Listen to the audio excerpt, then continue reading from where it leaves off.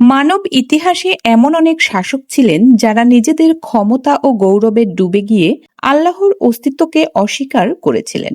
তাদের মধ্যে অন্যতম ছিলেন রাজা নমরুদ। তিনি কেবল একজন শক্তিশালী রাজা ছিলেন না, বরং এমন এক অহংকারী ব্যক্তি যিনি নিজেকে ঈশ্বর বলে দাবি করেছিলেন।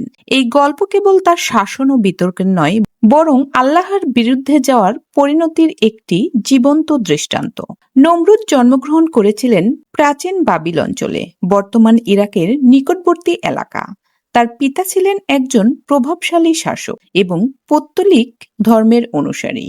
ছোটবেলা থেকেই নমরুদ রাজকীয় পরিবেশে বেড়ে ওঠেন। যুদ্ধবিদ্যা, প্রশাসন, বাণিজ্য সবকিছুতে তার দক্ষতা ছিল অসাধারণ।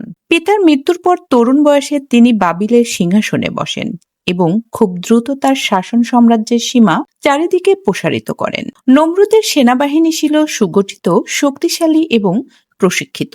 তার শাসনাধীন এলাকায় ছিল অঢেল জনসম্পদ, কৃষি এবং বাণিজ্যের সমৃদ্ধি। মানুষ তাকে ভয় করত এবং ধীরে ধীরে তার ভেতরে জন্ম নিল এক ভয়ঙ্কর রোগ, অহংকার। তিনি মনে করতে লাগলেন তারই ইচ্ছায় মানুষ বেঁচে থাকে বা মরে যায়, তারই অনুমতিতে খাবার খায়, আর তার ক্ষমতার বাইরে কিছুই নেই। একদিন নমরুদ ঘোষণা করলেন, আমি তোমাদের রব, তোমাদের জীবন মৃত্যু আমার হাত। তিনি মানুষের ধর্মীয় স্বাধীনতা কেড়ে নিলেন, সবাইকে আদেশ দিলেন তারকা কেন্দ্রিক পৌত্তলিক ধর্ম মানতে এবং তারকাদের জন্য মন্দির নির্মাণ করতে।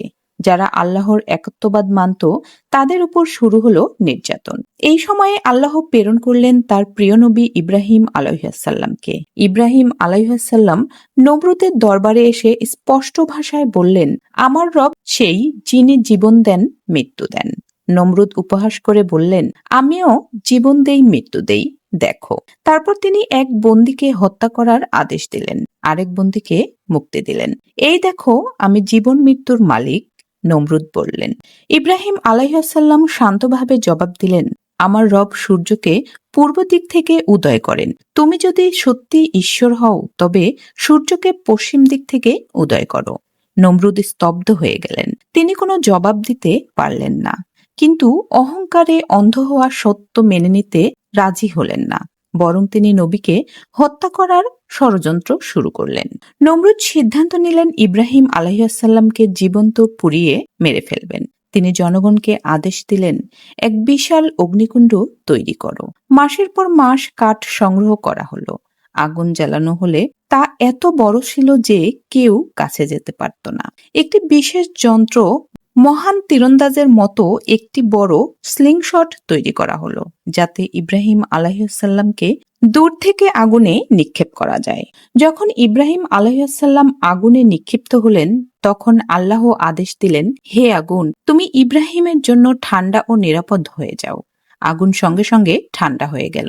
ইব্রাহিম আলাইহিসসালাম বিন্দুমাত্র ক্ষতি ছাড়াই আগুন থেকে বেরিয়ে এলেন। এ দৃশ্য দেখে অনেকে ঈমান আনলো, কিন্তু নমরুদ আরো ক্রুদ্ধ হলেন। নমরুদ ভাবতে লাগলেন, ইব্রাহিমের রবকে পরাজিত করার জন্য তাকে আকাশে উঠতে হবে। তিনি এক বিশাল প্রাসাদ তৈরি করলেন, যার চূড়া মেঘ ছুঁয়েছিল। কেউ কেউ বললেন তিনি একটি খাঁচায় ঈগল বেঁধে আকাশে ওঠার চেষ্টা করেছিলেন, কিন্তু সব প্রচেষ্টাই ব্যর্থ হয়েছিল। অবশেষে আল্লাহ এমন এক শাস্তি দিলেন যা নমরুদের অহংকারকে ভেঙে দিল। একটি ছোট্ট মশা তার নাকে ঢুকে মস্তিষ্কে চলে গেল। দিনরাত সেই মশা তার মাথায় ব্যথা সৃষ্টি করত। কষ্টে সে প্রসাদের দেয়ালে মাথা ঠুকত, সৈন্যদের দিয়ে মাথায় আঘাত করাতো, যাতে সাময়িক স্বস্তি পায়। বছরের পর বছর এই যন্ত্রণা চলল। অবশেষে সেই মশার আঘাতেই তার মৃত্যু হলো। যে নমরুদ একসময় নিজেকে ঈশ্বর বলে দাবি করেছিলেন, যার সেনাবাহিনী ও ধনভাণ্ডার ছিল অপরিসীম, সে মারা গেল একটি ক্ষুদ্র মশার হাতে। তার প্রাসাদ ধ্বংস হয়ে গেল, সাম্রাজ্য বিলীন হলো, আর ইতিহাস তাকে রেখে দিল অহংকারের এক করুণ প্রতীক হিসাবে।